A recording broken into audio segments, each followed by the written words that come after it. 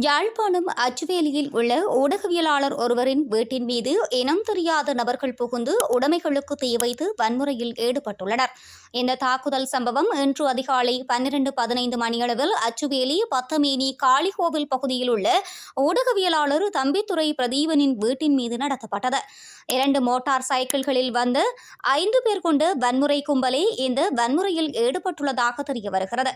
இதன்போது வீட்டிற்கு வெளியே இருந்த மோட்டார் சைக்கிள் மற்றும் முச்சக்கர வண்டி உள்ளிட்ட வாகனங்கள் மற்றும் சொத்துக்கள் ஆயுதங்களால் தாக்கப்பட்டதுடன் தீ வைத்து கொளுத்தப்பட்டது.